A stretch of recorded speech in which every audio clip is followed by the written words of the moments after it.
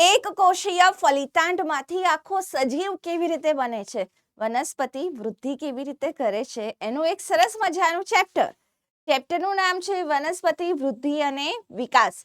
11th સ્ટાન્ડર્ડનું આ બોટનીનું આપણું last chapter છે. સો ફાર આપણે ઘણા બધા ચેપ્ટર ભણી ગયા છીએ, મજા કરી છે. આજે આ ચેપ્ટર વિશે જાણીએ. તો વનસ્પતિમાં વૃદ્ધિની ક્રિયા, વિકાસની ક્રિયા કેવી રીતે થાય છે, એની સાથે કયા પરિબળો સંકળાયેલા છે, કયા વનસ્પતિ વૃદ્ધિ અંતઃસ્ત્રાવો સંકળાયેલા છે, તેના વિશે આપણે અહીંયા આજે વાત કરવાની છે. હું છું રીમા મેમ, તમારી બોટની મેન્ટર, અને આપણે આજે આ ચેપ્ટર ભણીશું સરસ રીતે. એની ક્લાસ નોટ્સ જોઈતી હોય તો ક્યાંથી મેળવશો? તો દીકરા, ક્લાસ નોટ્સ માટે તમારે PW એપ ડાઉનલોડ કરવાની છે. મોબાઈલ નંબર અને OTPથી એમાં લોગિન કરવાનું છે અને બેચનું નામ જોઈને ત્યાં ફ્રીમાં એનરોલ થવાનું છે. ત્યાંથી તમને આ બેચની બધી જ ક્લાસ નોટ્સ અને હોમવર્ક મળશે. તો ટોપિક વૃદ્ધિ, વૃદ્ધિ દર, વિકાસ, પ્લાસ્ટિસિટી, વનસ્પતિ વૃદ્ધિ નિયામકો આટલા છે. સજીવની સૌથી મહત્વની આધારભૂત તેમજ સ્પષ્ટ રીતે દેખીતી લાક્ષણિકતા શું છે દીકરા? તો વૃદ્ધિ છે. રાઈટ? આપણને ખબર છે કે વનસ્પતિમાં વૃદ્ધિ અને વિકાસ બંને થાય છે. તો ફલિતાંડ એક કોષીય છે, એક કોષથી બને છે. રાઈટ? નર તથા માદા જન્યુના ફલનથી ફલિતાંડ બને છે. આ ફલિતાંડ કે યુગ્મનજમાંથી વિકાસ અને વૃદ્ધિ દ્વારા શું થાય છે દીકરા? તો સજીવનું નિર્માણ થાય છે. તે આ ચેપ્ટરમાં આપણે ભણવાનું છે. તો વિકાસ ઇઝ ઇક્વલ ટુ બે વર્ડ અહીં આપ્યા છે કે વિકાસ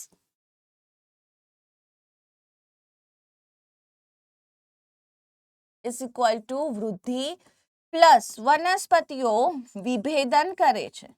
વિભેદન દ્વારા તેઓ ચોક્કસ કાર્ય અને ચોક્કસ સંરચના કેળવે છે, જેના વિશે આપણે આગળ આ ચેપ્ટરમાં જ વાત કરીશું.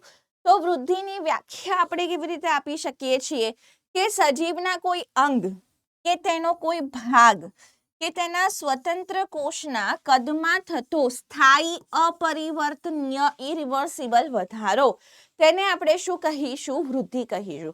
સજીવના ફરીથી વૃદ્ધિને વ્યાખ્યાયિત કેવી રીતે કરી શકાય? ધીસ ઇઝ વ્યાખ્યા ઓફ વૃદ્ધિ.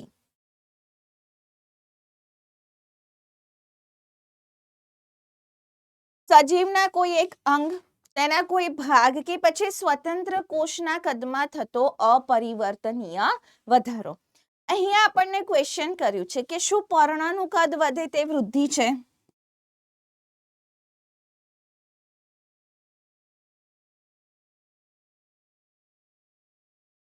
તો હા, એ વૃદ્ધિ છે. પછી લાકડાને પાણીમાં નાખીએ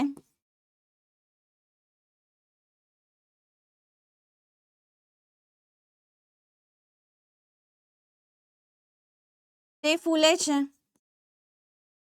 તો શું તે વૃદ્ધિ છે?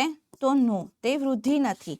તે અજૈવિક ઘટના છે. અંતઃચૂષણના કારણે લાકડું ફૂલે છે, તો આપણે એને વૃદ્ધિમાં લઈ શકીશું નહીં. વૃદ્ધિ સજીવની પોતાની એક આંતરિક ક્રિયા આપણે કહી શકીએ છીએ. હવે આગળ વધીએ કે વનસ્પતિમાં જે વૃદ્ધિ થાય છે તે કેવી છે. તો વનસ્પતિ વૃદ્ધિની ક્રિયાનો પ્રથમ તબક્કો શું છે? તો વનસ્પતિ વૃદ્ધિ ક્રિયાનો પ્રથમ તબક્કો છે બીજાંકુરણ.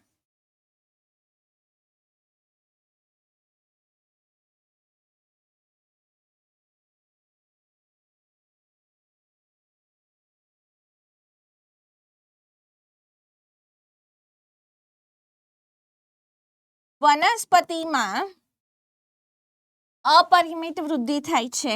આ અપરિમિત વૃદ્ધિને અમર્યાદિત વૃદ્ધિ પણ કહીએ છીએ, અથવા તો ઓપન ફોર્મ ઓફ ગ્રોથ, જેના માટે શબ્દ વાપર્યો છે વૃદ્ધિનું નિરંતર સ્વરૂપ. નિરંતર વૃદ્ધિ થયા કરે છે, સતત વૃદ્ધિ, જીવન પર્યંત વૃદ્ધિ થાય છે. તો વનસ્પતિઓ પાસે એકદમ સરસ મજાનું બ્લેસિંગ છે કયું બ્લેસિંગ મળેલું છે વનસ્પતિઓને કે વનસ્પતિમાં જે વૃદ્ધિ થાય છે તે જીવન પર્યંત થાય છે. યસ, તેમાં પણ સુષુપ્તા આવે છે, પરંતુ વૃદ્ધિ અમુક ભાગોમાં જીવન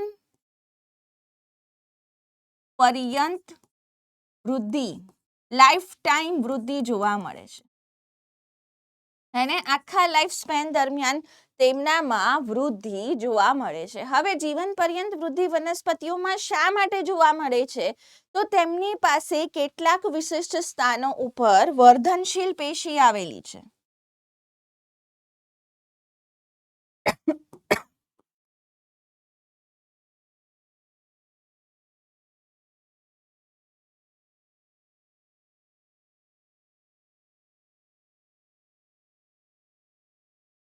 આ વર્ધનશીલ પેશી બે પ્રકારની છે.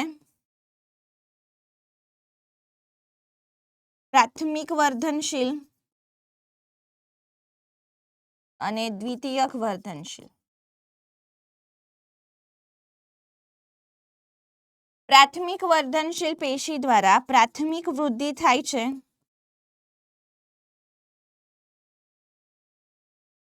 જેમાં અક્ષની લંબાઈ વધે છે. અને દ્વિતીયક વર્ધનશીલ દ્વારા દ્વિતીયક વૃદ્ધિ થાય છે, જેમાં અક્ષની જાડાઈ વધે છે. રાઈટ. તો જો વનસ્પતિનો ઘેરાવો વધે છે આવી રીતે બંને બાજુ, તો આપણે એને દ્વિતીયક વૃદ્ધિ કહીશું. અને અહીં જો એની લંબાઈ વધે છે તો આપણે એને શું કહીશું દીકરા? તો એને આપણે પ્રાથમિક વૃદ્ધિ કહીશું. હવે આ જે ભાગ છે અહીંયા પ્રરોહાગ્ર વર્ધનશીલ પેશી છે,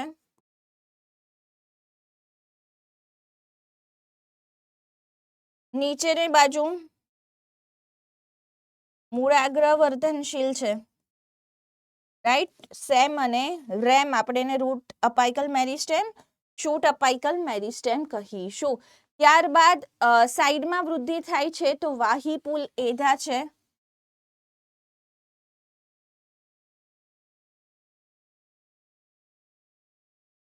અને અહીંયા સેમ વસ્તુમાં નામ તો સેમ જ હોય, પણ એમણે વાહી એધા આપ્યું છે. તો આ ડાયાગ્રામ શું કહેવા માંગે છે કે વનસ્પતિમાં અક્ષની લંબાઈમાં વધારો થાય છે, રૂટની લંબાઈમાં વધારો મૂળાગ્ર વર્ધનશીલ પેશીથી થાય છે, પ્રકાંડની લંબાઈમાં વધારો પ્રકાંડાગ્ર વર્ધનશીલ થાય છે, પ્રરોહાગ્ર વર્ધનશીલ પેશીથી થાય છે, અને જાડાઈમાં વધારો વાહી એદાથી થાય છે. સેકન્ડરી ઝાયલમ, સેકન્ડરી ફ્લોએમ બને, દ્વિતીયક જલવાહક અન્નવાહક બને, એનાથી વનસ્પતિમાં ઘેરાવો વધે છે.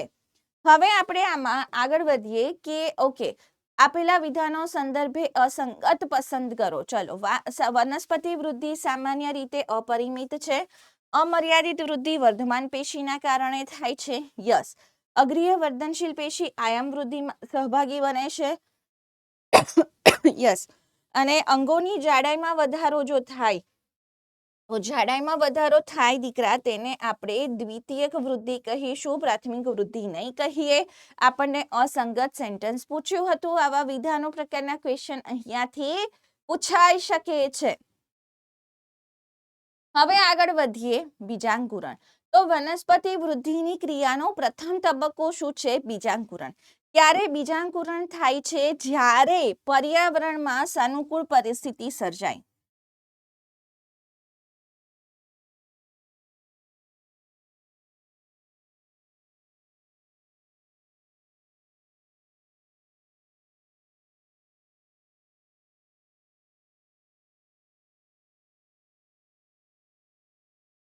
ત્યારે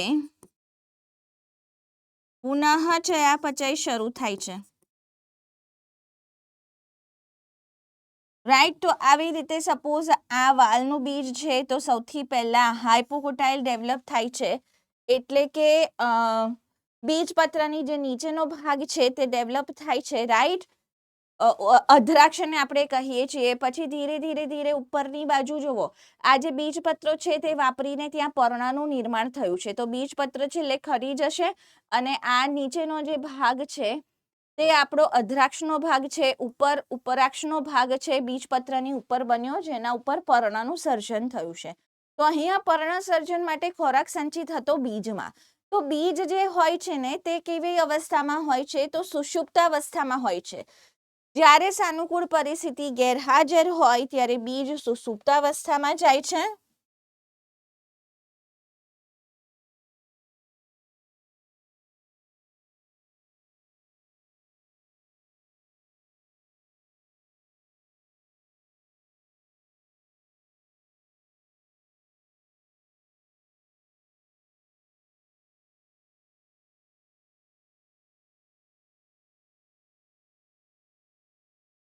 ચલો નેક્સ્ટ છે દીકરા વૃદ્ધિનું માપન. વૃદ્ધિનું જે માપન છે કોષીય સ્તરે આપણે વૃદ્ધિ કરી માપીએ છીએ તો કોષ રસમાં થતા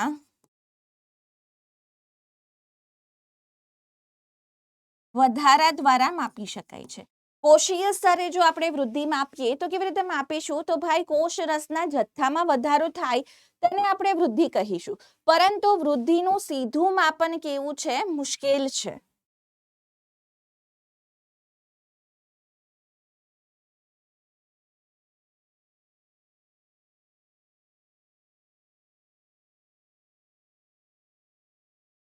આપણે વૃદ્ધિ કેવી રીતે માપી શકીએ છીએ? તો વૃદ્ધિ માપવા માટે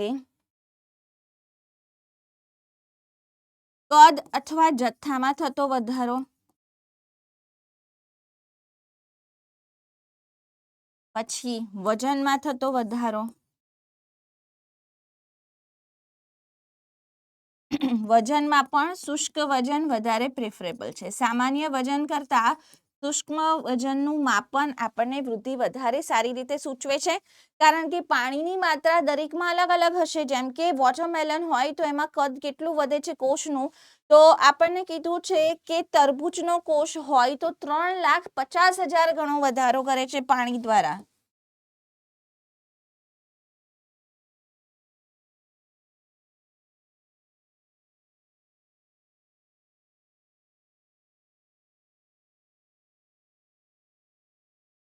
તરબૂચના કોષનું કદ કેટલું વધી શકે છે? 3,50,000 ગણું વધી શકે છે. ત્યારબાદ વૃદ્ધિ આપણે કોષની સંખ્યામાં થતા વધારા દ્વારા માપી શકીએ છીએ.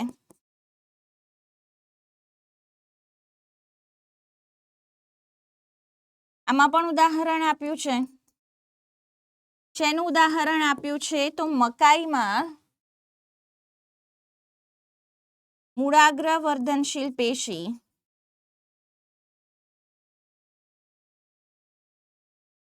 $17,500 કોષો પ્રતિ કલાક ઉમેરે છે. તો કોષ વિભાજન કરીને મકાઈની જે મૂળાગ્ર વર્ધનશીલ પેશી છે એમાં કેટલા કોષોની સંખ્યા વધે છે દીકરા? તો એમાં 17,500 કોષો પર અવર પર કલાક વધે છે. ત્યારબાદ આપણે જોઈએ પર્ણ. તો સપોઝ આ પર્ણ છે.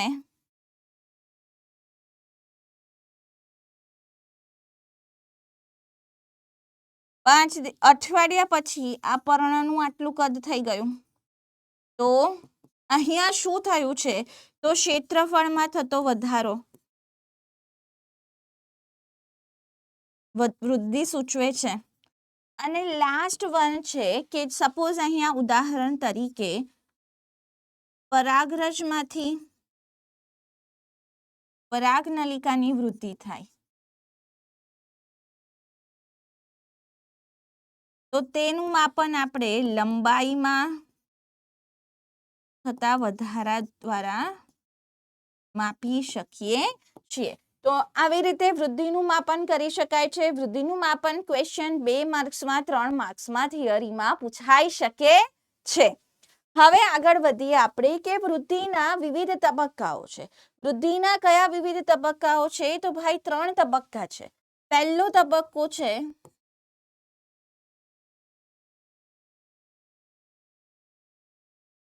વર્ધનશીલ તબક્કો.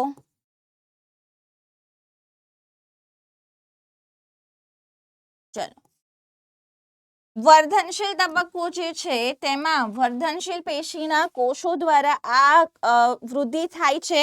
તો આ તબક્કાના કોષો કેવા હશે?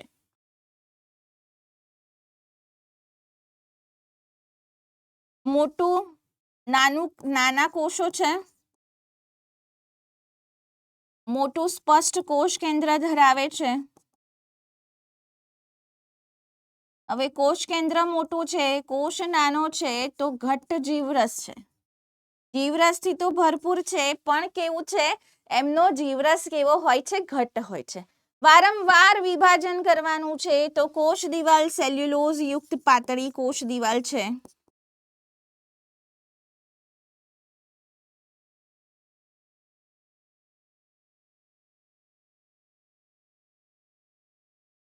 અને વધુ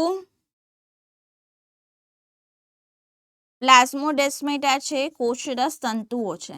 એકબીજાની સાથે સંપર્ક સાધવા માટે વર્ધનશીલ પેશીના કોષો વધુ માત્રામાં પ્લાઝ્મોડેસ્મેટા કનેક્શન ધરાવે છે, એકબીજા સાથે કોષરસ તંતુ દ્વારા જોડાયેલા છે. એના પછી સેકન્ડ શું આવશે? ચાલો, તો વર્ધનશીલ તબક્કા પછીનો જે તબક્કો છે તેને શું કહેવાય? તો એને વિસ્તરણ તબક્કો કહીશું.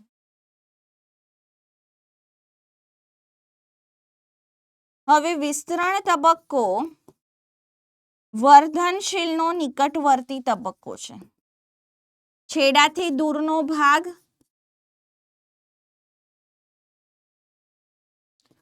આ જે સેકન્ડ સ્ટેજ છે એને જેની અંદર કોષની લંબાઈ વધવાની છે, કોષનું વિસ્તરણ થવાનું છે, તો વિસ્તરણ તબક્કાને આપણે શું કહીશું? વર્ધનશીલમાં જો સૌથી છેલ્લે શું હશે? તો મોટો હશે, પછી છે ને મૂળાગ્ર વર્ધનશીલ પેશી હશે.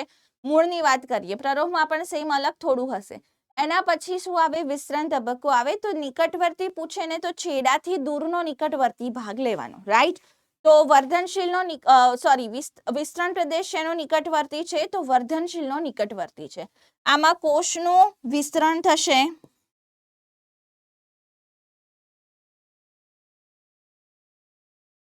અને નવી કોષ દિવાલનું સર્જન થાય.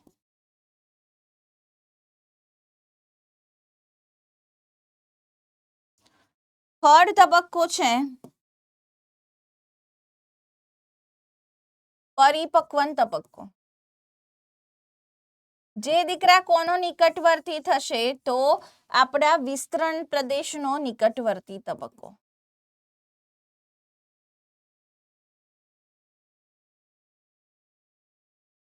વિસ્તરણ પ્રદેશનો નિકટવર્તી ભાગ એને આપણે શું કહીશું? પરિપક્વન તબક્કો કહીશું.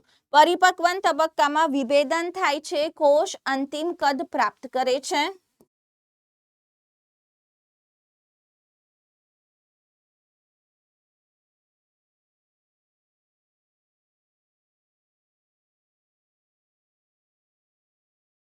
વિભેદન દ્વારા શું થાય? કોષ અંતિમ કદ પ્રાપ્ત કરે છે અને આ તબક્કામાં કોષો જાડી કોષ દિવાલ ધરાવે છે, કારણ કે અંતિમ કદ મળી ગયું છે. તો હવે ફૂલ કોષ દિવાલ, તો જાડી કોષ દિવાલ અને મહત્તમ જીવરસ તેની લાક્ષણિકતા છે.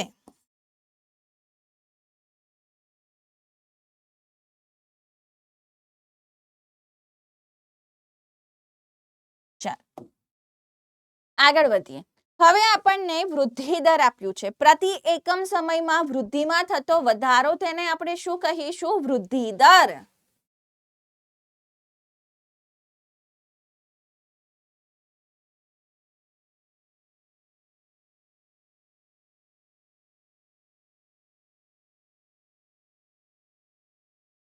હવે બે પ્રકારની વૃદ્ધિ છે.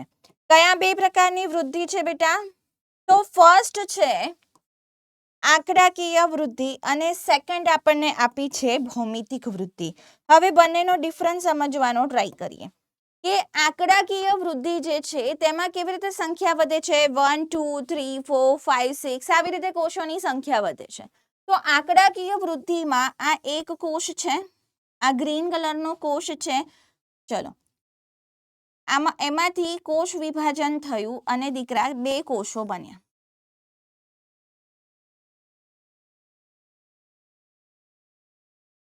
હું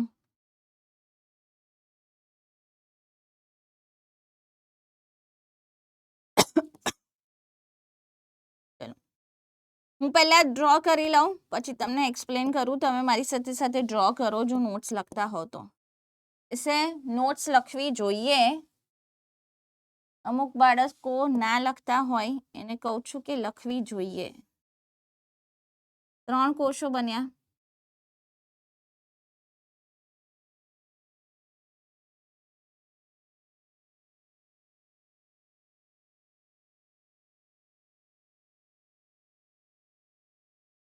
चार कोषो बने।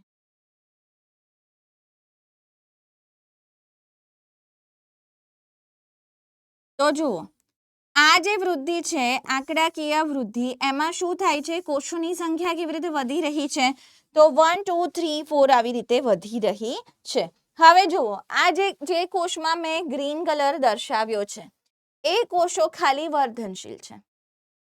बाकीना जे कोषो छे ते शुं थई जशे तो आ विभेदित कोषो छे। आ केवा कोषो छे दीकरा? विभेदित कोषो।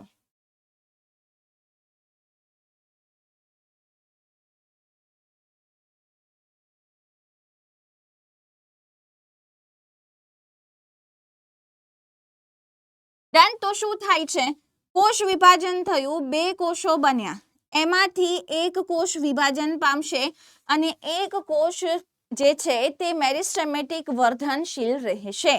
फरीथी वर्धनशील कोषनुं विभाजन थयुं बे कोषो बन्या एक कोष विभेदन पामशे अने एक कोष शुं रहेशे? वर्धनशील। तो दरेक वखते एक ज कोष वर्धनशील रहेशे।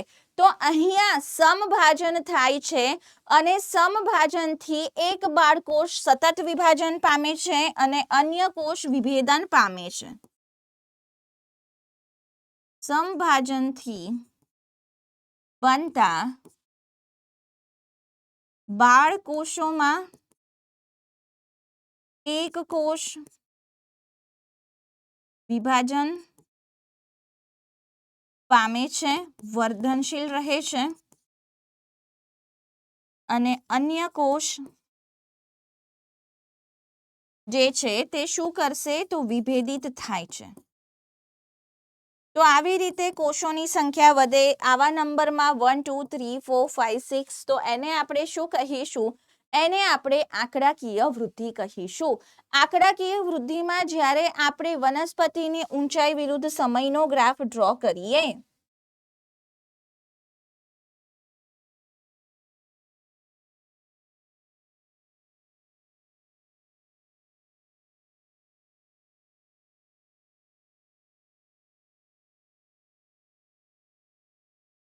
तो वनस्पतिनी ऊंचाई विरुद्ध समयनो ग्राफ ड्रॉ करवामां आवे तो आ वक्र आपणने केवो मळे छे? तो आ वक्र रेखीय वक्र मळे छे। आ जे वक्र छे ते आपणने केवो मळे छे दीकरा? रेखीय वक्र मळे छे। जो આપણે આનું સૂત્ર લખીએ તો LT is equal to L0 plus RT મળે છે જ્યાં R શું છે તો વૃદ્ધિ દર છે LT શું છે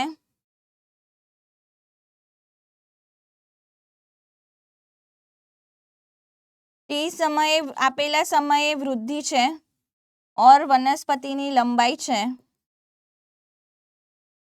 L0 શરૂઆતની લંબાઈ છે અને T શું છે દીકરા तो टी जे छे ते समय छे राइट। तो आपणे ज्यारे ग्राफ दौरीए तो आपने केवो वक्र मळे छे तो दीकरा ग्राफ दौरीए तो रेखीय वक्र मळे छे अने सूत्र कयुं छे तो LT is equal to L0 plus RT सूत्र द्वारा ते दर्शावाय छे। सेकंड जे छे ते छे दीकरा भौमितिक वृद्धि। हवे भौमितिक वृद्धिमां चरघातांकीय वृद्धि थाय छे। केवी रीते संख्या वधशे तो भाई भौमितिक वृद्धिमां 1 का 2 2 का 4 आवुं थशे राइट। तो जो एक कोष छे एनुं विभाजन थयुं बे कोषो बन्या आ बंने कोषोनुं विभाजन थशे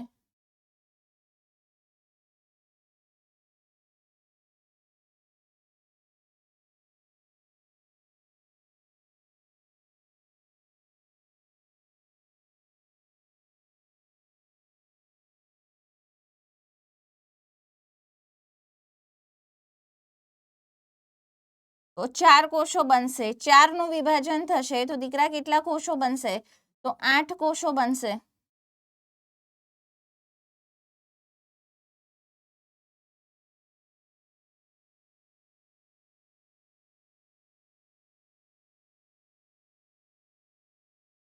તો આવી જે વૃદ્ધિ થાય છે તેને આપણે શું કહીએ છીએ? ભૌમિતિક વૃદ્ધિ.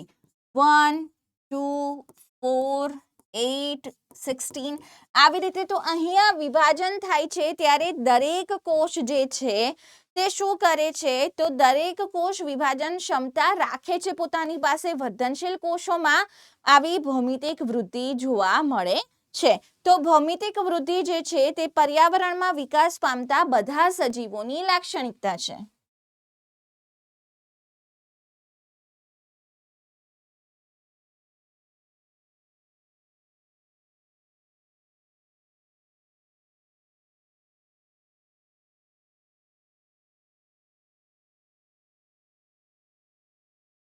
હવે અહીંયા જો આપણે ગ્રાફ ડ્રો કરીએ તો અંગનું કદ ઓર વજન વર્સેસ સમયનો ગ્રાફ ડ્રો કરવાનો છે.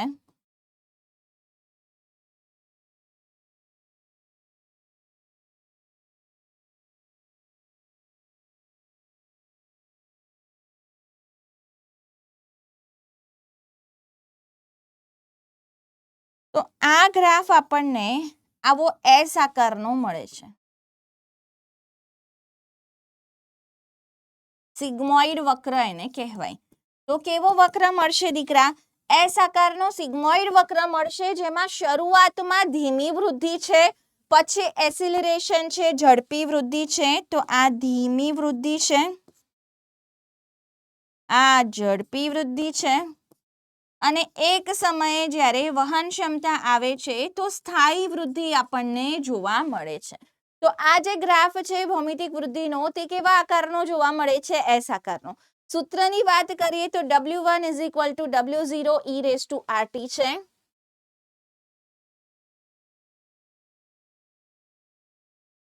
જેમાં W1 શું છે? આપેલા સમયે કદ ઓર વજન.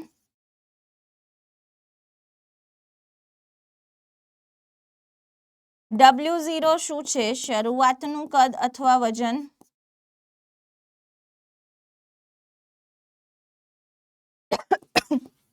R વૃદ્ધિ દર છે, T સમય છે, અને E પ્રાકૃતિક લઘુગુણકનો આધાર છે. તમને E નું મૂલ્ય શું છે ખબર છે હે છોકરાઓ? તો પ્રાકૃતિક લઘુગુણકનો જે આધાર છે તેનું મૂલ્ય ફટાફટ મને કમેન્ટ કરીને જણાવો. ડન છે? ચલો, આર જે છે ને આપણે એને વનસ્પતિની ક્ષમતા માપક એકમ પણ કહી શકીએ છીએ. વનસ્પતિમાં વૃદ્ધિ કેટલી ઝડપથી થઈ રહી છે, કેટલી તેની ક્ષમતા છે, વર્ધનશીલ પ્રક્રિયા કેટલી છે, કાર્યક્ષમતા કેટલી છે, કાર્યક્ષમતા સૂચક આંક તરીકે પણ આપણે વૃદ્ધિ દરને લઈ શકીએ છીએ.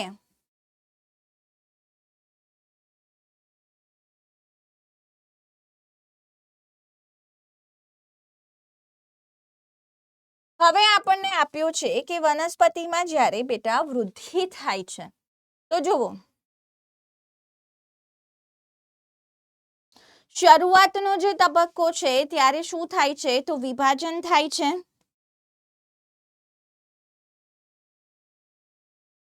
આ ફલિતાંડ છે, સપોઝ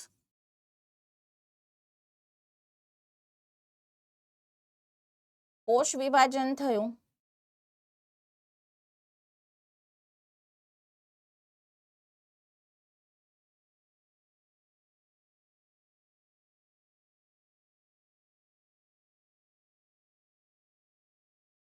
કોષોની સંખ્યા વધી, રાઈટ? તો શરૂઆતમાં જે વૃદ્ધિ થાય છે એ 1 માંથી 2, 2 માંથી 4, 4 માંથી 8 આવી વૃદ્ધિ થાય છે. તો આને આપણે શું કહીશું? તો શરૂઆતની વૃદ્ધિને ભૌમિતિક વૃદ્ધિ કહીશું.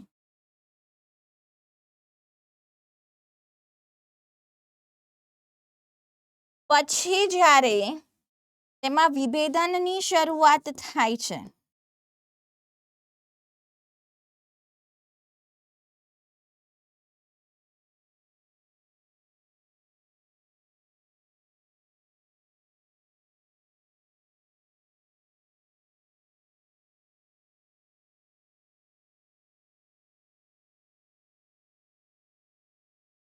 આવી રીતે. તો એમાં શું થાય છે બેટા કે કેટલાક કોષો વિભેદન પામે છે,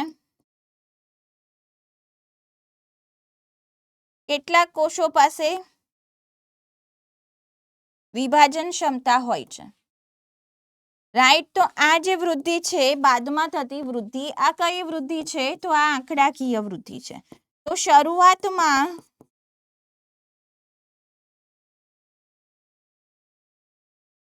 વનસ્પતિ ભ્રૂણ વિકાસ. વનસ્પતિમાં જ્યારે ભ્રૂણ વિકાસ થાય છે ત્યારે શરૂઆતમાં દીકરા ભૌમિતિક વૃદ્ધિ જોવા મળે છે અને પછીથી આપણને કેવી વૃદ્ધિ જોવા મળે છે? તો ભાઈ પછીથી આપણને આંકડાકીય વૃદ્ધિ જોવા મળે છે. વૃદ્ધિનો જે દર છે તેમાં બીજી એક વસ્તુ આપી છે કે એક છે એબ્સોલ્યુટ ગ્રોથ રેટ અને બીજી છે સાપેક્ષ વૃદ્ધિ દર. નિરપેક્ષ વૃદ્ધિ દર એબ્સોલ્યુટ ગ્રોથ રેટ જે છે તે પ્રતિ એકમ સમયમાં થતી કુલ વૃદ્ધિ છે.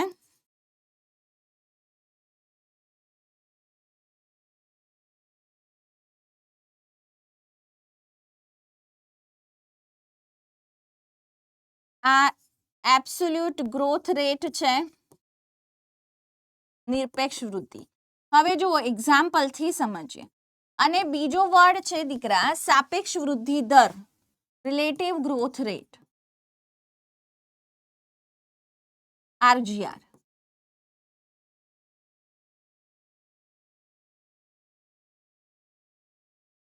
તો અહીંયા આને સાપેક્ષ વૃદ્ધિ દર કહીશું. સાપેક્ષ વૃદ્ધિ દરમાં શું થાય છે? તો કોઈ આપણે અહીંયા રેફરન્સ લેવાનો છે કે શરૂઆતની સાપેક્ષે થતો વૃદ્ધિ દર, રાઈટ. તો આપણે જ્યારથી વૃદ્ધિનું માપન શરૂ કર્યું છે ત્યારથી જે વૃદ્ધિ થાય છે તેને સાપેક્ષ વૃદ્ધિ દર તરીકે લઈશું.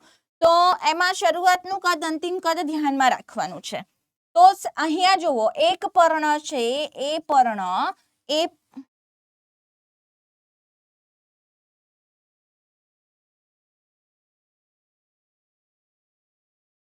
પર્ણ બી, આમાં AGR અને RGR નું મૂલ્ય શોધીએ. ચલો, તો પર્ણ એ છે ને એ 5 થી 10 સેન્ટીમીટર થયું છે એક વીકમાં, સપોઝ એક અઠવાડિયામાં. આ 50 થી 55 સેન્ટીમીટર થયું છે. તો નિરપેક્ષ વૃદ્ધિ દર છે 5 સેન્ટીમીટર સ્ક્વેર પર વીક, અઠવાડિયું. આ પણ સેમ થશે 5 સેન્ટીમીટર સ્ક્વેર પર વીક. એક અઠવાડિયામાં બંનેમાં 5 સેન્ટીમીટર સ્ક્વેરનો વધારો થયો છે. એક અઠવાડિયામાં બંનેમાં વધારો કેટલો થયો છે? 5 સેન્ટીમીટર સ્ક્વેરનો. પણ આપણે જો શરૂઆતની સાપેક્ષે સાપેક્ષ વૃદ્ધિ દર જોઈએ તો જુઓ, પહેલામાં પર્ણ એમાં શરૂઆતનું કદ 5 હતું અને 5 સેન્ટીમીટર સ્ક્વેરનો વધારો થયો છે, ઇન્ટુ તમે 100 કરો તો આ 100% વધારો થયો છે. એને જ્યારે પર્ણ બીમાં 5 સેન્ટીમીટરનો વધારો થયો છે, 50 શરૂઆતનું કદ હતું ગુણ્યા તમે 100 કરો તો કેટલો વધારો થયો છે? 10% વધારો થયો છે. તો પર્ણ એમાં સાપેક્ષ વૃદ્ધિ દર 100% છે, પર્ણ બીમાં સાપેક્ષ વૃદ્ધિ દર 10% છે. પર્ણ એ એક અઠવાડિયામાં ડબલ થઈ ગયું છે. તો શરૂઆતના કદની સાપેક્ષે જોઈએ તો ડબલ થયું છે, જ્યારે પર્ણ બી શરૂઆતના કદની સાપેક્ષે માત્ર 10 ગણું વધ્યું છે. તો આને કહેવાય છે દીકરા નિરપેક્ષ વૃદ્ધિ દર અને સાપેક્ષ વૃદ્ધિ દર. હવે વૃદ્ધિ માટેની પરિસ્થિતિ કઈ છે? તો ભાઈ સાહેબ વૃદ્ધિ માટે પાણી જોઈએ છે. પાણી શેના માટે જોઈએ? તો કોષ વિસ્તરણ, કદ વધારવા. કદ કેવી રીતે વધે? તો કોષોની આશુનતા વધે.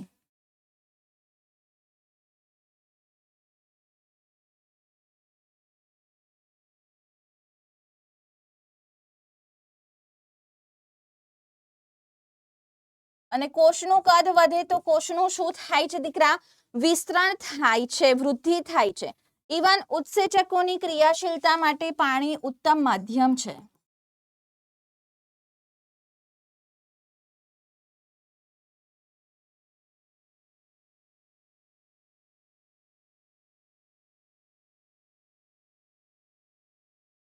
હવે આપણે સેકન્ડ પોઈન્ટ ઉપર આવીએ જે છે ઓક્સિજન.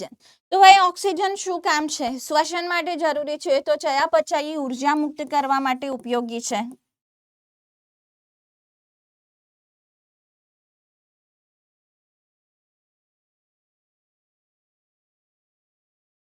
પોષક તત્વો, લઘુ પોષક તત્વો, ગુરુ પોષક તત્વો શેના માટે છે? તો જીવરસ સંશ્લેષણ અને ઉર્જા બંને માટે. ફોસ્ફેટ છે તો ઉર્જા માટે.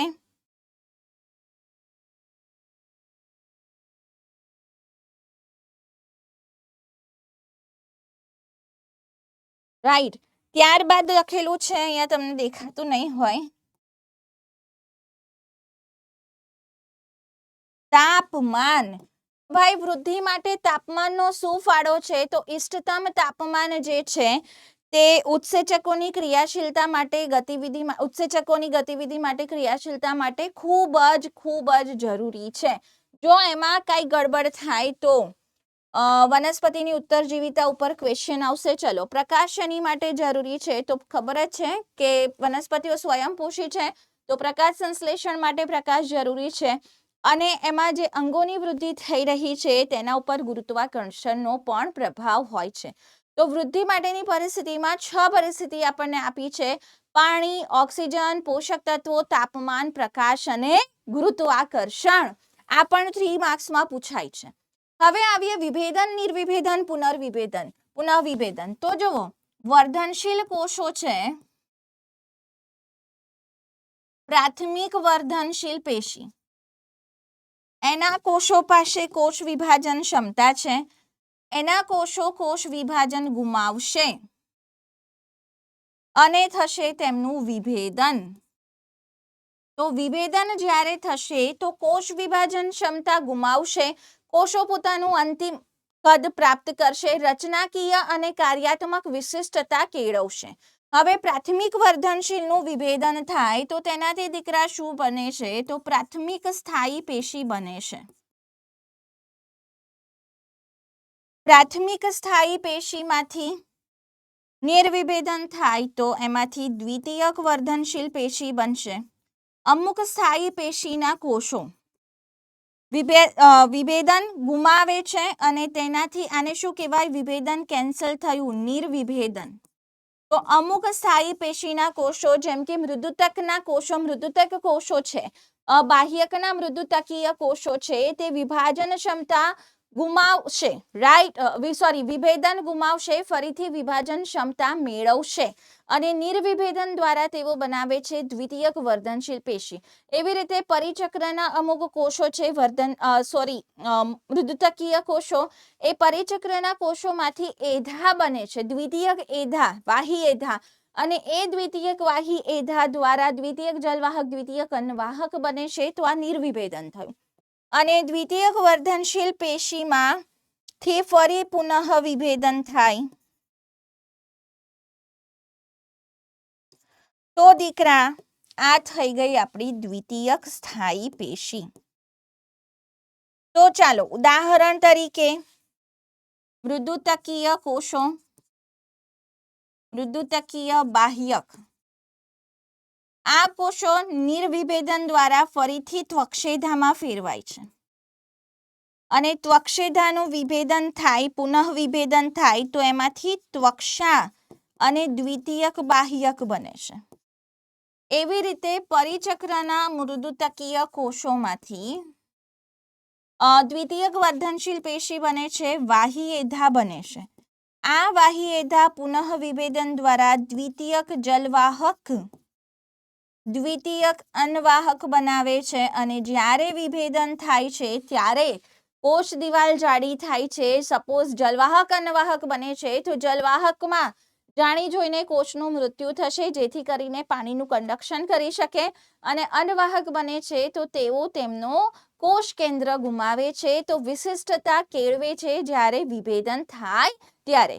તો પ્રાથમિક વર્ધનશીલ પેશી કોષ વિભાજન કરી શકે છે, એમનું વિભેદન થાય તો કોષ વિભાજન ક્ષમતા ગુમાવશે, વિભેદિત કોષ થશે પ્રાથમિક સ્થાયી પેશી. પ્રાથમિક સ્થાયી પેશીમાં મૃદુતકીય કોષો પાસે બ્લેસિંગ છે, તેઓ પાછું નિર્વિભેદન કરીને, વિભેદન કેન્સલ કરીને વર્ધનશીલમાં ફેરવાય છે, જેમ કે ત્વક્ષેધા અને વાહીએધા. દ્વિતીયક વર્ધનશીલનું ફરીથી પુનઃ વિભેદન થાય અને શું બને છે? દ્વિતીયક સ્થાયી પેશી નિર્માણ પામે છે. હવે દીકરા વિકાસની ક્રિયા જે છે, ડેવલપમેન્ટ જે છે, તેના વિશે આપણે વાત કરવાની છે. તો સજીવના જીવન ચક્રમાં આવતા બધા જ પરિવર્તનો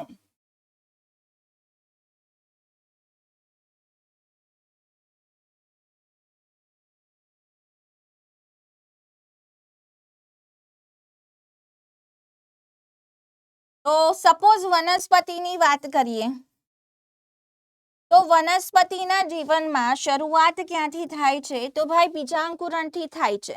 તો બીજાંકુરણથી લઈને વૃદ્ધાવસ્થા સુષુપ્તાવસ્થા સુધીના તબક્કાઓ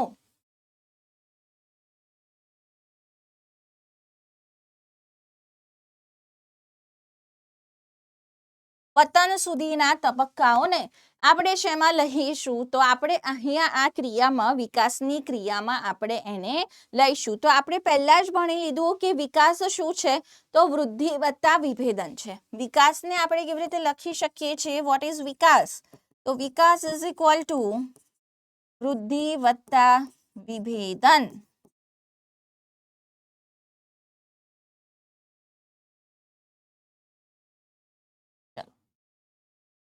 આપણને એક ડાયાગ્રામ આપ્યો છે, એક નિરૂપણ આપ્યું છે વનસ્પતિની અંદર પર્યાવરણ પ્રત્યેની પ્રતિક્રિયા છે એની માટે. તો સૌથી પહેલા તો આ ટેબલમાં આપણે બધી વસ્તુઓ લખીએ તો અહીંયા આવશે વર્ધનશીલ કોષ.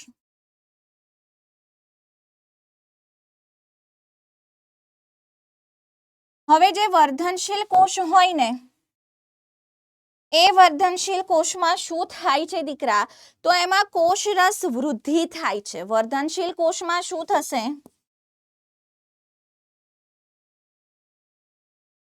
એને આપણે વિસ્તરણ કહીશું. કોષરસની વૃદ્ધિ થાય તેને આપણે શું કહીશું તો ભાઈ વિસ્તરણ અથવા દીર્ઘીકરણ કહીશું. હવે વિસ્તરણ બાદ શું થશે તો બે વસ્તુ શક્ય છે. વિસ્તરણ બાદ અહીંયા વિભેદન થશે અને એનાથી પુખ્ત કોષ બનશે.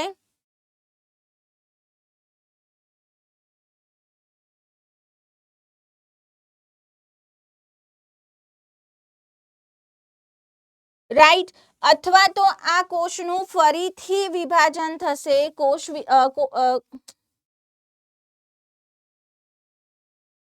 અને એમાંથી પાછા શું બનશે તો વર્ધનશીલ કોષો.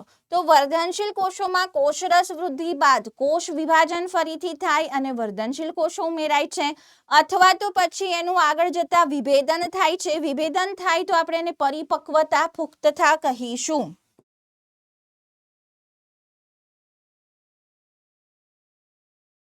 તો પરિપક્વતા આવે તો એમાંથી આપણને મેચ્યોર સેલ પુખ્ત કોષ મળે છે.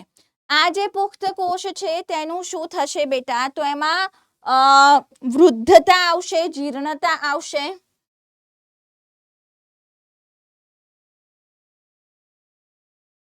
જેના દ્વારા કોષનું મૃત્યુ થશે. જેના દ્વારા શું થશે બેટા તો કોષની ડેથ થશે, કોષનું મૃત્યુ થશે. તો વનસ્પતિમાં વિકાસની ક્રિયાના તબક્કા આવી રીતે આપણને આપેલા છે. હવે આવી જઈએ સુઘટ્યતા. તો ભાઈ વનસ્પતિઓ જે છે ને પર્યાવરણ પ્રત્યેની પ્રતિક્રિયા આપવાના પરિપથો અનુસરે છે. તો વનસ્પતિમાં જે પર્યાવરણ છે એના આધારે અલગ અલગ રચનાઓનું નિર્માણ થાય છે જેને આપણે સુઘટ્યતા એટલે કે પ્લાસ્ટિસિટી કહીશું. વિકાસ ઇઝ ઇક્વલ ટુ વૃદ્ધિ પ્લસ વિભેદન છે અને વિકાસનું નિયંત્રણ ઓકે આ બાકી છે. અહીં આપણે આ કરીએ તો પ્લાસ્ટિસિટીનું ઉદાહરણ છે વિષમપર્ણિતા. 4 ઉદાહરણ અહીંયા લર્ન કરવાના છે. એક છે કપાસ, કોટન, કોરિએન્ડર એટલે કે કોથમીર અને લાર્કસ્પર. આમાં જીવન ચક્ર આ એનું ઉદાહરણ છે. તો આ તરુણ જુવેનાઇલ તબક્કો છે, આ પુખ્ત તબક્કો છે. તો તરુણ જુવેનાઇલ તબક્કામાં સાદા પર્ણો જોવા મળે છે. જ્યારે પુખ્ત તબક્કો આવે ત્યારે આવું સંયુક્ત પર્ણ જોવા મળે છે. તો જીવન ચક્રના વિવિધ તબક્કાઓમાં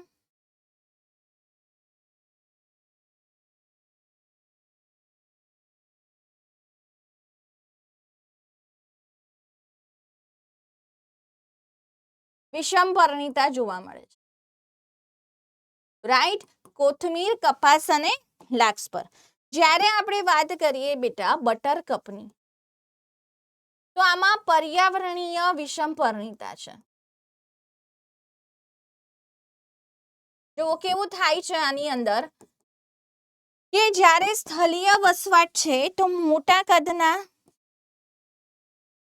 પર્ણો છે, પણ જ્યારે પાણીમાં જલીય વસવાટમાં પર્ણો હોય તો હાઈલી ડાયસેક્ટેડ છે, છેદન પામેલા ખૂબ છેદિત પર્ણો છે. ખૂબ છેદિત પર્ણો શા માટે છે? કારણ કે પાણીના પ્રવાહમાં તૂટી ન જાય.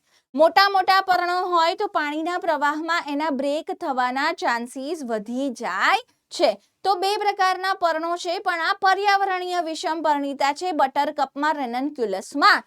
કપાસ, કોથમીર અને લાર્કસ્પરમાં જીવનના વિવિધ તબક્કાઓએ વિષમપર્ણિતા છે. હવે આની અંદર કીધું છે કે વનસ્પતિમાં આ જે વિકાસનું નિયંત્રણ થાય છે તેના માટે બે પરિબળો છે, આંતરિક પરિબળ અને બાહ્ય પરિબળ. આંતરિક પરિબળમાં બેટા જનીનિક પરિબળ છે, જે અંતઃકોશીય પરિબળ છે, કોષની અંદર છે. અને પીજીઆર છે, વનસ્પતિ વૃદ્ધિ નિયામકો, જે શું છે તો પીજીઆર આંતરકોશીય પરિબળો છે. કોષની વચ્ચેની સ્પેસમાં કોષોની વચ્ચે તેમનું વહન થાય છે. તો આંતરકોશીય પરિબળમાં પીજીઆર પ્લાન્ટ ગ્રોથ રેગ્યુલેટર વનસ્પતિ વૃદ્ધિ નિયામકો છે. સોરી. અને અંતઃકોશીયમાં જનીનિક પરિબળ છે. બાહ્ય પરિબળમાં દીકરા કયા આવે? તો બાહ્ય પરિબળો પર્યાવરણીય પરિબળો છે, જેમ કે પાણી છે, પ્રકાશ છે, તાપમાન છે. રાઈટ. ચલો હવે આવીએ વનસ્પતિ વૃદ્ધિ નિયામકો. તો ભાઈ સાહેબ, આ જે વનસ્પતિ વૃદ્ધિ નિયામકો છે એ વિવિધ રાસાયણિક સંઘટકો વાળા લઘુ અણુ છે.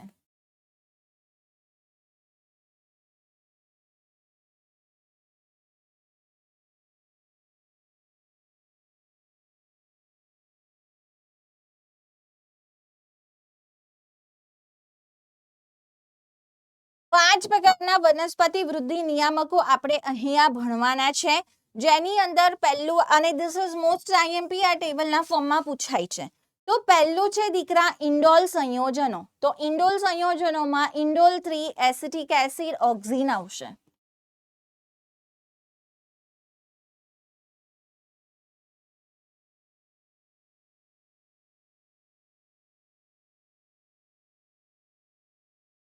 ચલો, એડેનિન વ્યુત્પન્નોમાંથી ઉત્પન્ન થાય છે કોણ? તો કાઇનેટિન ઉત્પન્ન થાય છે, N6 ફર્ફ્યુરાઇલ એમિનોપ્યુરિન, સાઇટોકાઇનિન. વાયુરૂપ પીજીઆર છે ઇથિલિન. ટર્પિન્સમાંથી બને છે જિબ્રેલિક એસિડ. અને કેરેટિનોઇડમાંથી બને છે એબ્સિસિક એસિડ. હવે આ પાંચમાંથી કેટલાક આ નિયામકો છે. હવે નિયામકો પ્લસ પણ કરે, માઇનસ પણ કરે, વૃદ્ધિ પ્રેરે પણ અને વૃદ્ધિ અટકાવી પણ શકે છે. તો સૌથી પહેલા આમાંથી વૃદ્ધિ પ્રેરકો કયા કયા છે? તો ઓક્ઝીન, સાઇટોકાઇનિન અને જિબ્રેલિક એસિડ આ વૃદ્ધિ પ્રેરકો છે. ઇથિલિન અને એબ્સિસિક એસિડ અવરોધક છે. પણ ઇથિલિન બંને કેટેગરીમાં આવે છે, પ્રેરક પણ છે, અવરોધક પણ છે, પણ વધારે માત્રામાં તે વૃદ્ધિ અવરોધક તરીકે કાર્ય કરે છે. હવે એની થોડી હિસ્ટ્રી આપી છે કે ભાઈ ચાર્લ્સ ડાર્વિન અને તેમના પુત્ર ફ્રાન્સિસ ડાર્વિન હતા. તેમણે શું કર્યું બેટા? તો તેઓ કેનેરી ઘાસ ઉપર પ્રયોગ કરી રહ્યા હતા.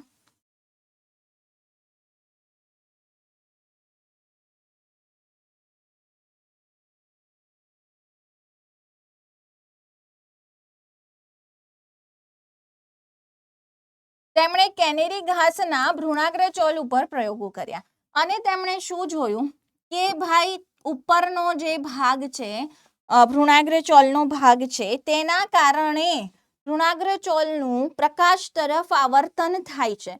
તો ભ્રૂણાગ્ર ચોલનું પ્રકાશ તરફ આવર્તન આ જે કેનેરી ઘાસ છે તેનો જે ભ્રૂણ છે તેનું પ્રકાશની દિશામાં આવર્તન ભ્રૂણાગ્ર ચોલના અગ્રભાગ દ્વારા થાય છે. ભ્રૂણાગ્ર ચોલ દ્વારા થાય છે. રાઈટ. તો આ આવર્તન માટે જરૂરી દ્રવ્ય તેના અગ્રભાગમાં આવેલું છે. તે સૌથી પહેલા કોણે કહ્યું? તો ચાર્લ્સ ડાર્વિન અને ફ્રાન્સિસ ડાર્વિને કહ્યું. પ્રકાશના સ્ત્રોત તરફની વૃદ્ધિ ભ્રૂણાગ્ર ચોલ વાહક પ્રેરણ સ્થાન છે.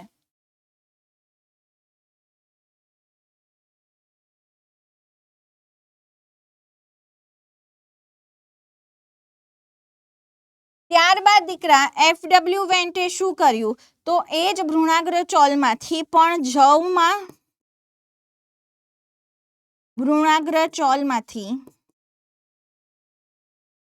ઓક્સિનનું અલગીકરણ કર્યું. તો ઓક્સિનની ડિસ્કવરીનો શ્રેય કોને આપવામાં આવે છે?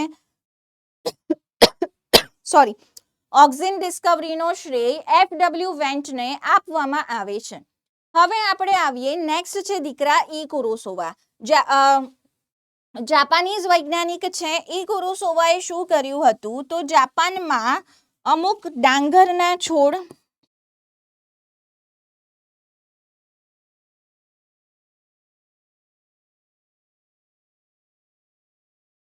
ફૂગના કારણે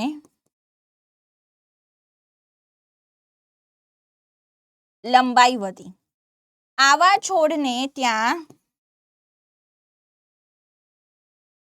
બકાને કહેવાય છે, જેનો અર્થ થાય મૂર્ખ છોડ. તો મૂર્ખ છોડ શા માટે કહે છે? કારણ કે ચોખા અને ઘઉં જેવી વનસ્પતિઓમાં જો પાક વધારે લાંબો થાય તો એમાં નીપજ ઓછી મળે છે, ઘઉં ચોખા ઓછા મળે છે.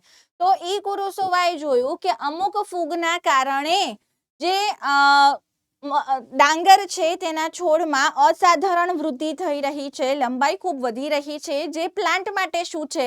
તો ભાઈ સાહેબ એ પ્લાન્ટ માટે નુકસાનકારક છે. તો તેમણે શું કર્યું બેટા કે ડાંગરના બીજાંકુરણના આ જે રોગના લક્ષણો વાળું ગાળણ છે તેને તંદુરસ્ત છોડને આપ્યું.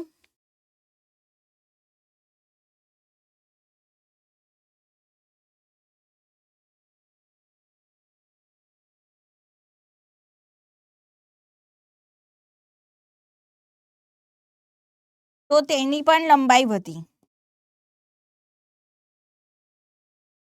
અને આ જે ફૂગ હતી તે જિબ્રેલા ફ્યુજીક્યુરોઈ હતી. તો જિબ્રેલા ફ્યુજીક્યુરોઈ ફૂગ પરથી જિબ્રેલિક એસિડ ટર્મ આવ્યો, રાઈટ. હવે વાત કરીએ આપણે એફ સ્કુગ અને તેમના સાથી. તો તેમણે તમાકુ પ્રકાંડના થોડું ગડબડ થઈ ગઈ છે. તમાકુ પ્રકાંડના આંતરગાંઠના ભાગોમાં એક કેલસ તેમણે ગ્રો કર્યું. તો જ્યારે વનસ્પતિમાં વૃદ્ધિ કરીએ છીએ, જ્યારે આપણે પ્લાન્ટ ટિશ્યુ કલ્ચર કરીએ છીએ તો ઓક્સિન અને સાયટોકાઇનિન સમાન માત્રામાં આપીએ તો અવિભેદિત કોષોનો એક સમૂહ ભેગો થાય છે, જેમાં મૂળ પ્રકાંડ પર્ણોમાં વિભેદન નથી થતું, જસ્ટ થોડા કોષો ગાંઠની જેમ વધે છે અને કહેવાય છે કેલસ. તો ઓક્સિનની સાથે સાથે મેં તમને કીધું ને ઓક્સિન સાયટોકાઇનિન બંને આપવાનું છે. તો વાહક પેશીમાંથી સત્વ આપ્યું છે, એનું એક્સ્ટ્રેક્ટ કાઢ્યું છે, યીસ્ટનું એક્સ્ટ્રેક્ટ કાઢ્યું છે, નારિયેળનું દૂધ કાઢ્યું હોય કે પછી DNA આપીએ છીએ ત્યારે આવું કેલસ બને છે. તો પછી બેટા સ્કુગ અને મિલરે શું કર્યું? તો સાયટોકાઇનેસિસ એટલે કે કોષરસ વિભાજન પ્રેરતા સક્રિય પદાર્થની ઓળખ કરી, તેનું સ્ફટિકીકરણ કર્યું અને આ પદાર્થને શું નામ આપ્યું? આ પદાર્થને કાઇનેટીન નામ આપ્યું.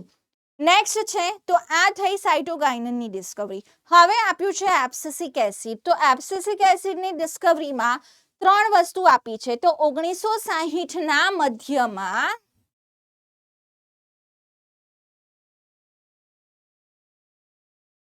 ત્રણ વૃદ્ધિ અવરોધકોની શોધ થઈ.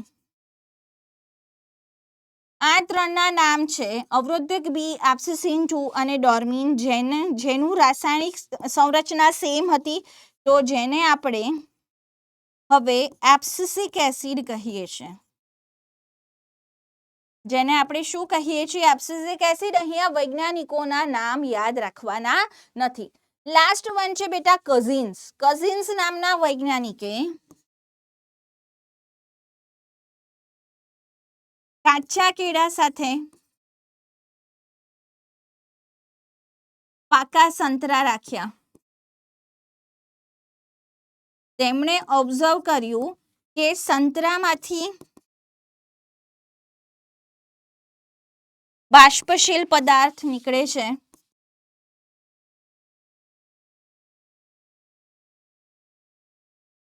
જે કેળાને પકવે છે. આ બાષ્પશીલ પદાર્થ જે છે તે પછી શોધાયો શું છે? તો ભાઈ કઝિન્સે જ આપણને કીધું કે આ બાષ્પશીલ પદાર્થ ઇથિલિન છે, જે અન્ય ફળોને પકાવવામાં હેલ્પ કરે છે. હવે આવી જઈએ આપણે ઓક્સિન. તો સૌપ્રથમ ઓક્સિનનું અલગીકરણ ક્યાંથી કરવામાં આવ્યું હતું? તો મનુષ્યના મૂત્રમાંથી કરવામાં આવ્યું હતું. ઓક્સિનના પ્રકારો કયા છે? તો ભાઈ ઓક્સિન જે છે કુદરતી ઓક્સિન છે અને સંશ્લેષિત ઓક્સિન છે. કુદરતી જે ઓક્સિન છે એ કયા છે? તો ઇન્ડોલ એસિટિક એસિડ છે અને ઇન્ડોલ બ્યુટાઇરિક એસિડ છે.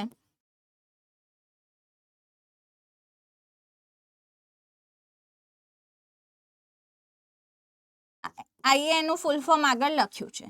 સંશ્લેષિત ઓક્સિન છે NAA, that is naphthalene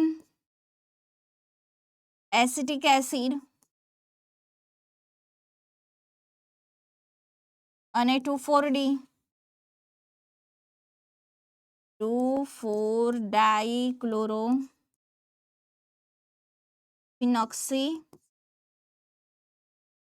acetic acid.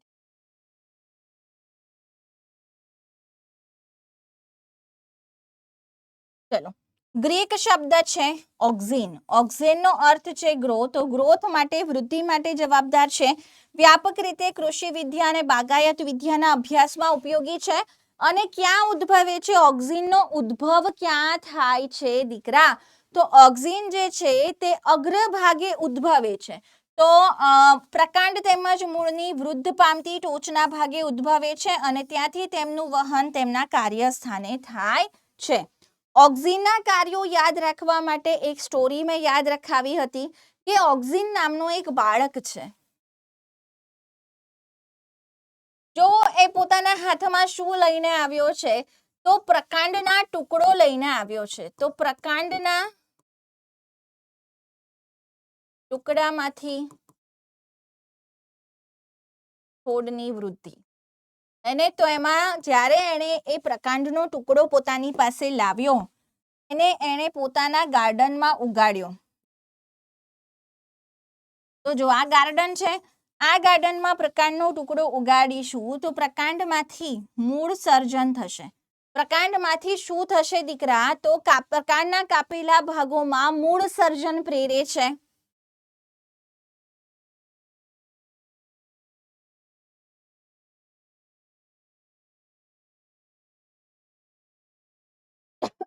એનું પહેલું કાર્ય છે. હવે આની ઉપર પર્ણો આવ્યા, રાઈટ. એના ઉપર પુષ્પ આવ્યા. આ જે છોડ ઉગ્યો એમાં શું આવ્યા? પર્ણ અને પુષ્પો આવ્યા. તો સેકન્ડ કાર્ય પર્ણ અને પુષ્પો સાથે રિલેટેડ છે કે પર્ણ તથા ફળોને, પુષ્પમાંથી ફળ આવ્યા તો પર્ણ તથા ફળોને વહેલા ખરી પડતા અટકાવે છે.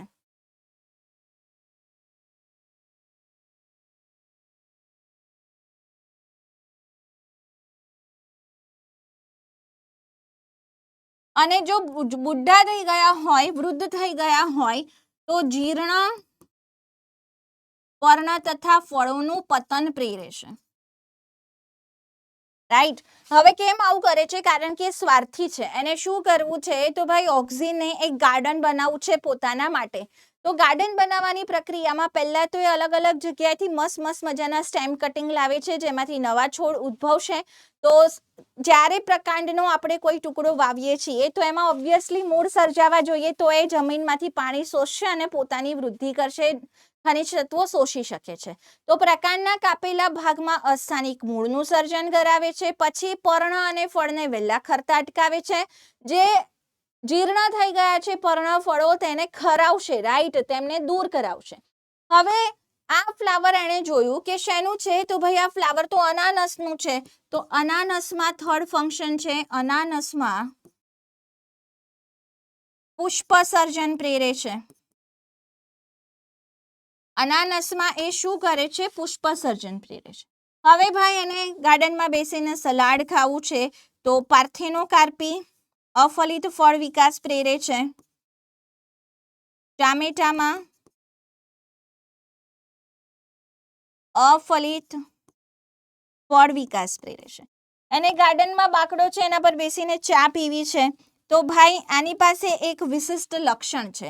હવે ઓક્સિનના નોલેજનો વપરાશ કરવાનો છે ચા માટે. કેવી રીતે?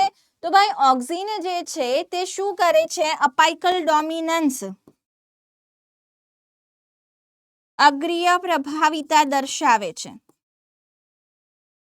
અગ્રકલિકાની હાજરીમાં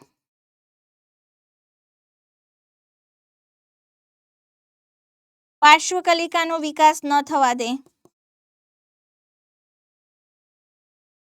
તો આપણને ખબર છે કે વનસ્પતિ ઘરે વાવી હોય તો ઊંચો ઊંચો છોડ થયા કરશે જો અગ્રભાગ ડિકેપિટેશન નહીં કરીએ. તો અગ્રભાગ શા માટે કાપવાનો છે કે ઓક્સિન નીકળી જાય અને સાઈડમાં પાર્શ્વીય કલિકા છે સાઇટોકાઇનિન દ્વારા એનો વિકાસ થાય. તો આ નોલેજ વાપરવાનું છે. તો અગ્રભાગ કાપતા તો અગ્રભાગ દૂર કરી બે વસ્તુ કરી શકાય. ચાના બગીચામાં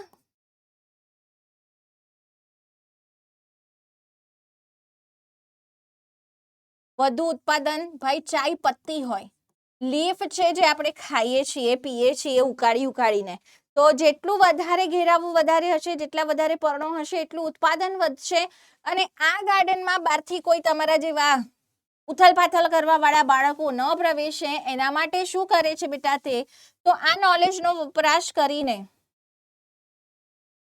બગીચાની વાડ બનાવી શકાય છે. બગીચાની વાડમાં જે પ્લાન્ટ્સ વાવ્યા છે એમાં ડિકેપિટેશન અગ્રભાગ દૂર કર્યા કરીએ તો એ થોડો ઘાટો ઘેરો ભાગ થઈ જશે જ્યાંથી અન્ય પ્રાણીઓ અંદર પ્રવેશી શકશે નહીં. હવે અહીંયા મેં પાણી રાખ્યું છે રાઈટ. તો ઓકે, ઓક્સિન કોષ વિભાજન પ્રેરે છે અને વિભાજન પ્રેરે છે જેનાથી કોષોની સંખ્યામાં વધારો થશે રાઈટ. તો એની સાથે સાથે વિભેદન પ્રેરે છે. કોનું વિભેદન પ્રેરે છે તો જલવાહકનું વિભેદન પ્રેરે છે. કોનું વિભેદન પ્રેરશે દીકરા? સ્પેસિફિકલી જલવાહક પેશીનું વિભેદન પ્રેરે છે. હવે આની અંદર છે કે તૃણનાશક તરીકે 2,4-D છે, 2,4-ડાયક્લોરોફિનોક્સી એસિટિક એસિડ લખ્યું છે ને મેં. તો 2,4-D જે છે તે તૃણનાશક તરીકે છે તો એ નિંદણ વિહીન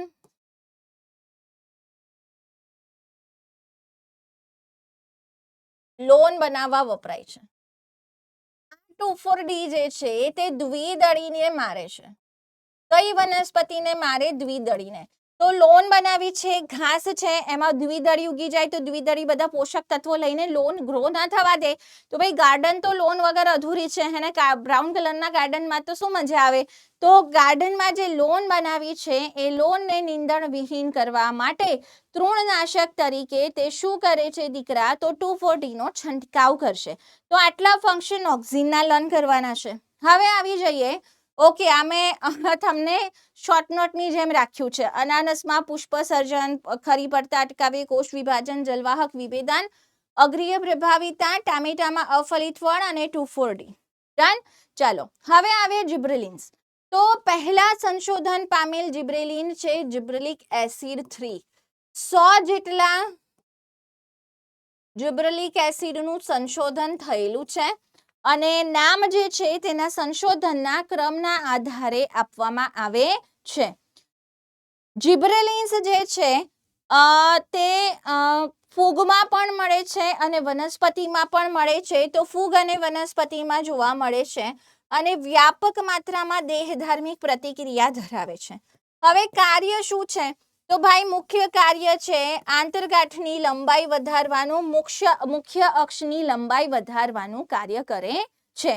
વૃદ્ધાવસ્થાને ટાળે છે જેથી ફળ વધારે સમય સુધી વૃક્ષ ઉપર રહે અને બજારમાં ઉપલબ્ધતાનો સમય વધારી શકાય. ફોર એક્ઝામ્પલ, કોઈ એક ફળ છે માર્કેટમાં 1 મહિના સુધી આવે છે પછી ગાયબ થઈ જાય છે. હવે એક સાથે બધા ફળ પાકી જાય એટલે ખેડૂતે તો પછી બગડી જવાના છે. ખેડૂતે જે સસ્તો ભાવ આપે એમાં વેચી દેવા પડે. પણ જો જિબ્રેલિક એસિડ છાંટે તો થોડા પાટમાં જિબ્રેલિક એસિડ છાંટ્યું, થોડામાં નથી છાંટ્યું, તો પાક અહીંયા વધારે લાંબા સમય સુધી વૃક્ષ ઉપર ટકી રહેશે જેથી કરીને માર્કેટમાં ધીરે ધીરે લોન્ચ કરાઈ માર્કેટમાં એની ઉપલબ્ધતા વધારે લાંબા સમય સુધી વધારી શકાય જેથી જે પાક લે છે તેને વધારે રૂપિયા મળી શકે. ત્યારબાદ છે દીકરા આસવ ઉદ્યોગમાં માલ્ટિંગ પ્રક્રિયા, ધાન પલાળીને અંકુરિત જે કરીએ છીએ તેને ઝડપી બનાવે છે તો આલ્કોહોલ બનાવવા માટે ઉપયોગી છે. હવે દ્રાક્ષ, તો દ્રાક્ષની અંદર પહેલા આવી દ્રાક્ષ આવતી હતી, હવે મોટી દ્રાક્ષ આવે છે. તો નાની જે દ્રાક્ષ હતી એમાં એની દાંડી નાની હતી.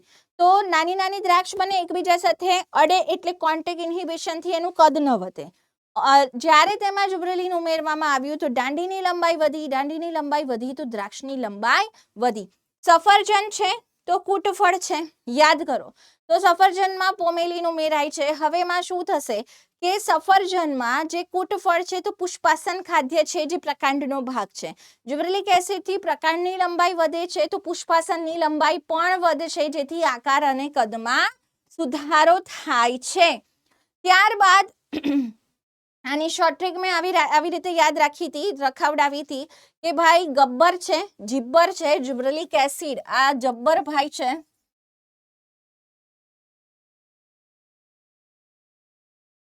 જુબ્રેલિન, રાઈટ. આને શું કરવું છે તો દારૂની ફેક્ટરી બનાવી છે. આ દારૂની ફેક્ટરીમાં હવે તેને શું કરવું છે તો પહેલું આપણે ભણ્યા માલ્ટિંગને ઝડપી બનાવે. હવે માલ્ટિંગની બેન છે બોલ્ટિંગ. તો બોલ્ટિંગ શેમાં પ્રેરે છે તો ગુલાબવત પ્લાન્ટ્સમાં, જેમ કે બીટ અને કોબીજ. તો બીટ અને કોબીજમાં દીકરા શું થાય તો સપોઝ આ કોબીજ છે તો એના લીવ્સ છે. જ્યારે એમાં લિંગી પ્રજનન થવાનું હોય તો પુષ્પ સર્જન થાય ત્યારે આંતરગાંઠની લંબાઈ વધીને પ્રકાંડની લંબાઈ વધે. તો પુષ્પ સર્જન માટે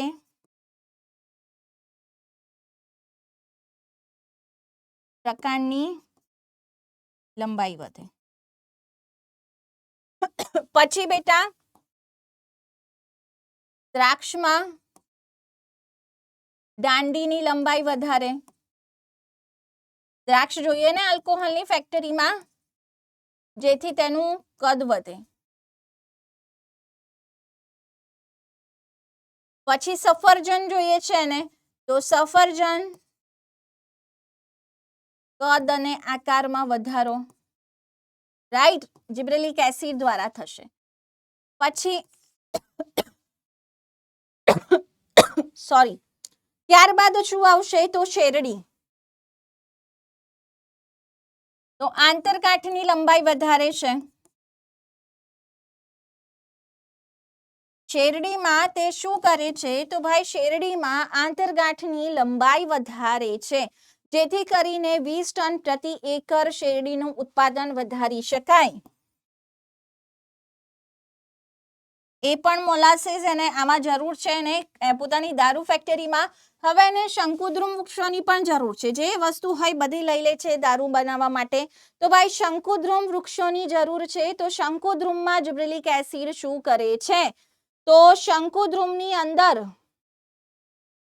ઝડપી પરિપક્વતા પ્રેરે છે.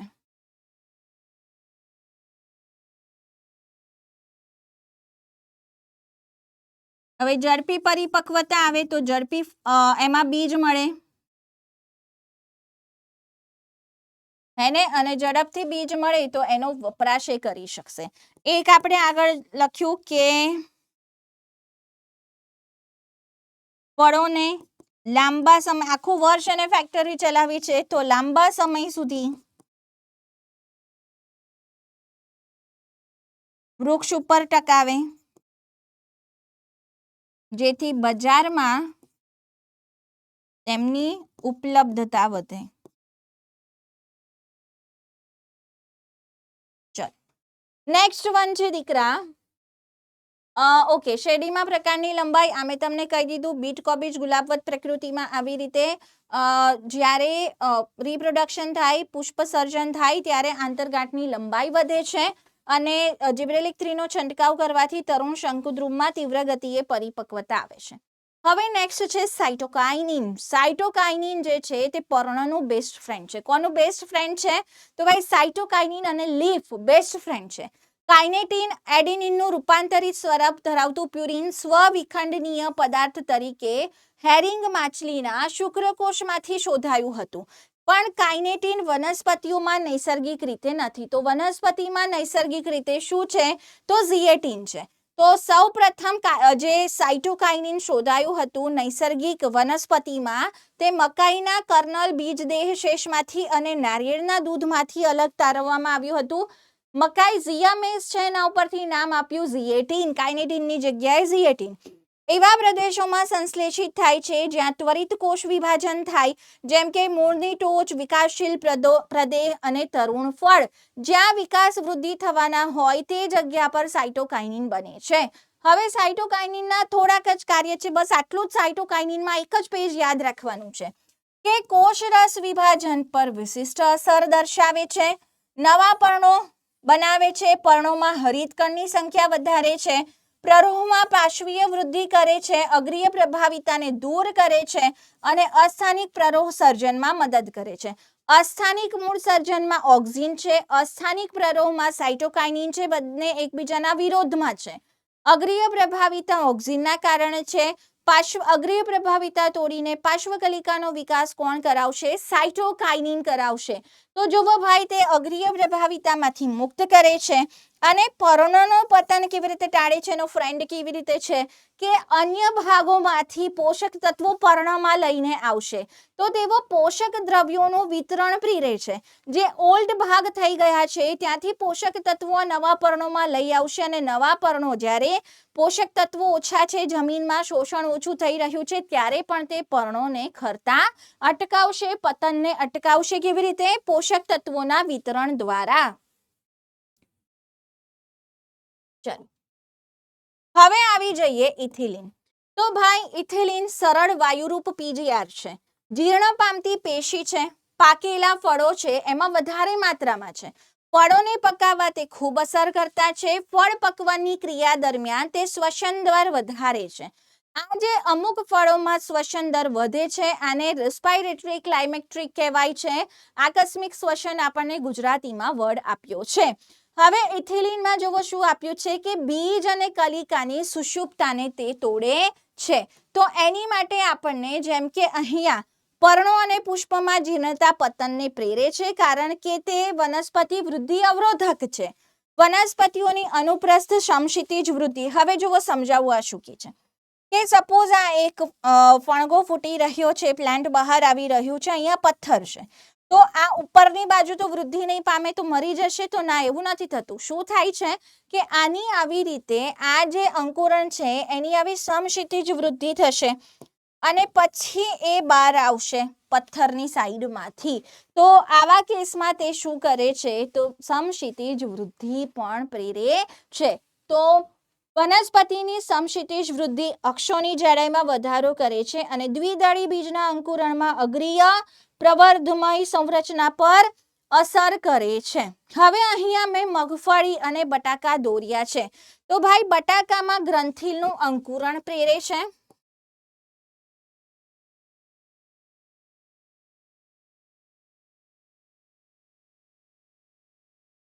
અને બીજું શું આપ્યું છે બેટા? તો મગફળી અહીંયા મેં આપી છે. તો મગફળીમાં બીજાંકુરણની શરૂઆત કરાવે છે.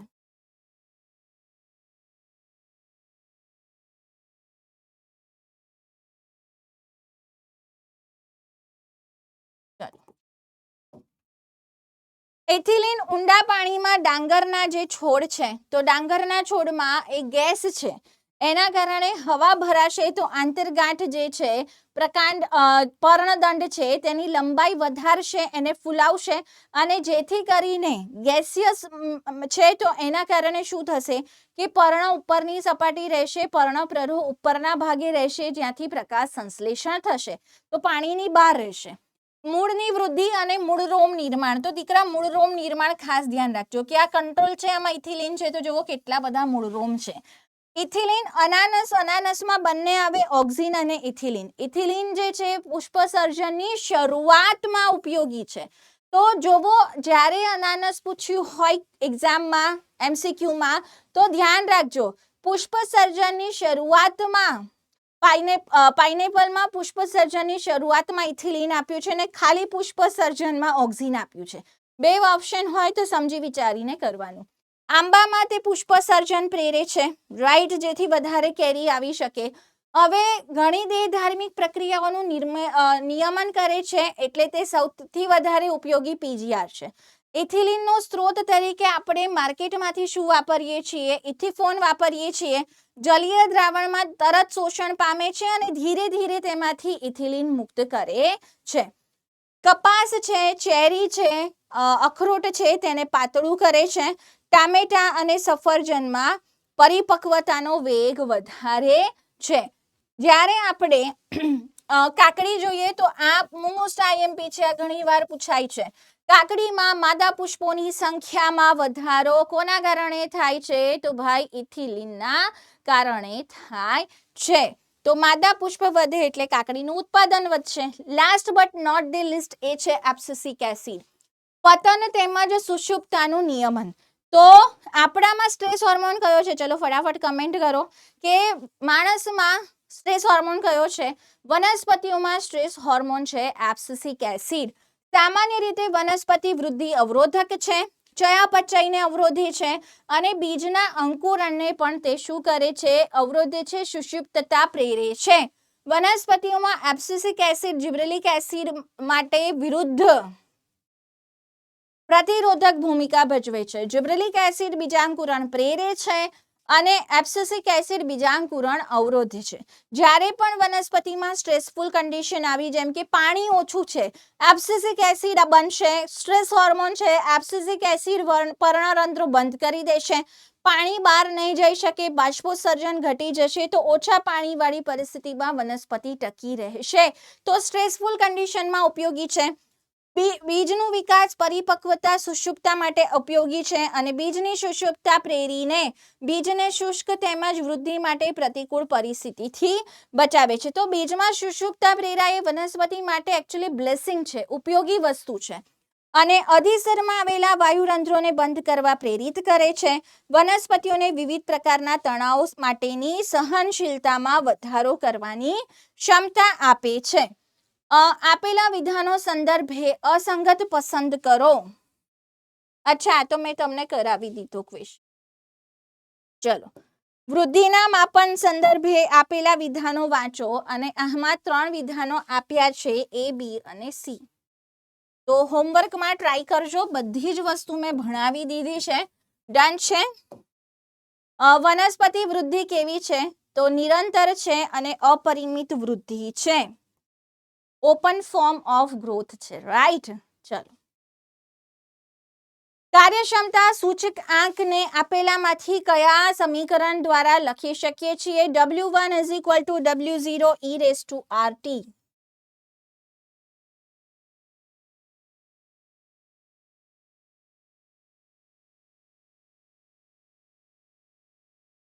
ચલો, વિકાસ તથા પર્યાવરણીય વિષમપર્ણિતા. તો ભાઈ વિકાસના આધારે વિષમપર્ણિતા કપાસ, ધાણા અને લાક્સપરમાં છે અને પર્યાવરણીય વિષમપર્ણિતા બટરકપમાં જોવા મળે છે. તો કપાસ અને બટરકપ વિલ બી ધ આન્સર. વાયુમાં અંતઃસ્ત્રાવ થોડું તમે તમારી જાતે ટ્રાયલ કરજો. અંતઃસ્ત્રાવો લખીને તૈયાર કરવાના છે, જોયા વગર લખવાનું. એના આધારે મેં અહીંયા ક્વેશ્ચન્સ આપ્યા છે.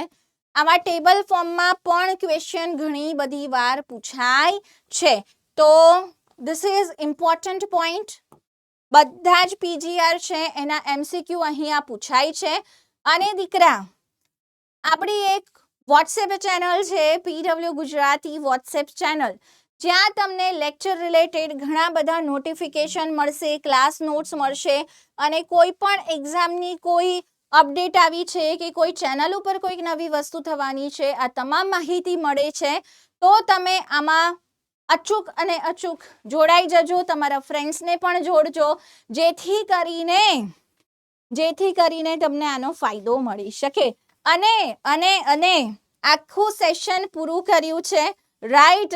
હોમવર્કમાં MCQ આપ્યા છે મેં અને આખું સેશન સરસ રીતે પૂરું કર્યું છે. તમને હેલ્પફુલ થાય એવા વિડીયો બનાવ્યા છે, રિવિઝન થાય એવા વિડીયોઝ બનાવ્યા છે.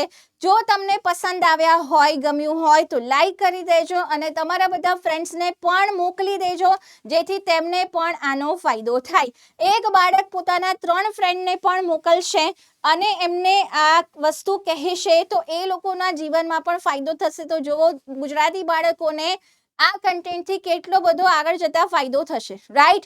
તો રિઝલ્ટ સારું આવશે ગુજરાતી મીડિયમનું. એવી જ રીતે કે ભાઈ તમે જ એકબીજા ફ્રેન્ડ્સને આ વસ્તુ સજેસ્ટ કરો કે આવી રીતે ભણાવવામાં આવે છે, આવા લેક્ચર્સ લેવામાં આવે છે, આવી રીતે રિવિઝન થાય છે. જેને જેને ચેનલ એકદમ પરફેક્ટલી ખબર છે તે પોતપોતાના ફ્રેન્ડ્સને જઈને કહી શકે છે અને એમને પણ આનો ફાયદો કરાવી શકે છે. કારણ કે આપણે જ્યારે કોઈ વસ્તુ એકદમ હેલ્ધી કોમ્પિટિશન થાય તો મજા આવશે વધારે તમને, રાઈટ? તો કોઈ વસ્તુ ક્યારે પ્રમોટ થાય, કોઈ વસ્તુ ક્યારે આગળ વધે જ્યારે એમાં જેટલા લોકો સંકળાયેલા છે બધા પોતપોતાની એફર્ટ્સ મૂકે. તો લેક્ચર બનાવવા માટે જેટલી એફર્ટ્સ જોઈતી હતી તે બધી જ અમે બધાએ આપી છે. હવે તમારું પણ કામ છે, તમારે પોતાનું કામ કરવાનું છે. લેક્ચરમાં મજા આવી હોય તો મને કમેન્ટ કરીને જણાવશો. લેક્ચરને લાઈક કરી દેજો અને સાથે સાથે હોમવર્કના ક્વેશ્ચનના આન્સર પણ કમેન્ટમાં આપવાના છે. જોઈએ આ વખતે કમેન્ટ ભરાઈ જાય છે કે નહીં. મળીએ પાછા આવા જ કોઈ નવા સેશનમાં. ત્યાં સુધી tata bye bye. Thank you very much. Bye બચ્ચા પાડી.